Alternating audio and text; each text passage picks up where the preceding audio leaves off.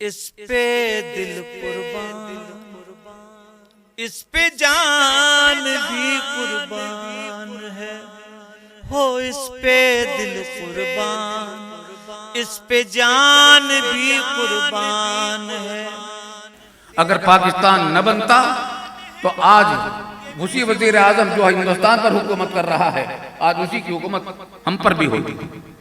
ये पाकिस्तान का इनाम है। अल्लाह ताला ने जो पाकिस्तान को अता फरमाया कि हमें एक आज़ाद वतन अता फरमाया, अल्हम्दुलिल्लाह। इस पर हम अल्लाह ताला का जितना भी शुक्र अदा करें कम है।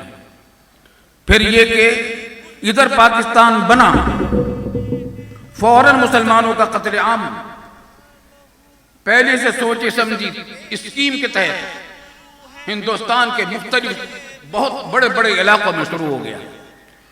बिहार में मुसलमानों का कत्लेआम शुरू हुआ, मशरक़ी पंजाब में मुसलमानों का कत्लेआम हुआ, दिल्ली में मुसलमानों का कत्लेआम हुआ। ये सारे मनाजिर हमारे सामने के हैं। मेरी उम्र का 12वां साल था जब हम सन 48 में हिजरत करके आए हैं, तो उस जमाने की बातें तो ज़्यादा याद रहती। हमें आज की बात तो कल की बात भी याद नहीं रहती, मगर वो तो हमारे सीने पर लिखी हुई। दारुल उलूम हमारे देवबंद की दो अहम शख्सियात, मोहतशिम साहब और मोहतरम साहब, उनके दो भाई थे, बड़े जलील कदर। वहाँ कभी इंतखाबात हुआ करते थे तो शहर की म्यूनिसिपलिटी के वो सदर मुंतखब होते थे। वो तहरीक पाकिस्तान में शामिल थे और सन 14 अगस्त को जब पाकिस्तान बन रहा था तो कायद आज़म की दावत पर दिल्ली गए हुए थे और उनकी दावत पर फिर वो कराची आए कायद आज़म के साथ। शेखुल इस्लाम अल्लामा मुर्शिद अहमद साहब उस्मानी रहमतुल्लाह अलैह भी उनके साथ आए कराची। यहाँ कायद आज़म मोहम्मद अली जिन्नाह ने पाकिस्तान का झंडा किसके हाथों से लहराया था? शेखुल इस्लाम अल्लामा मुर्शिद अहमद साहब उस्मानी से दरख्वास्त की और वो शेखुल इस्लाम अल्लामा मुर्शिद अहमद साहब उस्मानी का एहतराम ऐसा करते थे जैसे बेटा अपने बाप का करता है, और कहा कि आप तहरीक पाकिस्तान के बहुत नुमाया शख्सियत हैं, आप झंडा लहराइए पाकिस्तान। और मशरक़ी पाकिस्तान में ढाका में हकीम उल उम्मत थानवी रहमतुल्लाह अलैह की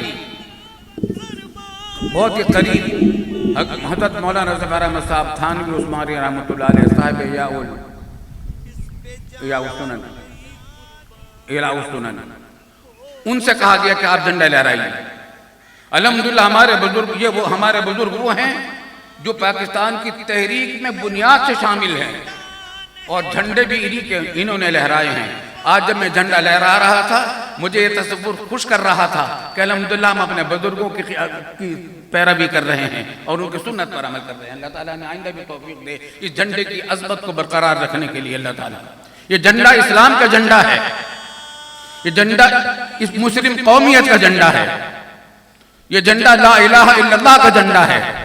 क्योंकि नजरिया पाकिस्तान के यही दो बुनियादी चीजें थी, तमाम दुनिया के मुसलमान भाई भाई हैं और ला इलाहा इल्लल्लाह मुहम्मदुर रसूलुल्लाह पर इसकी बुनियाद है।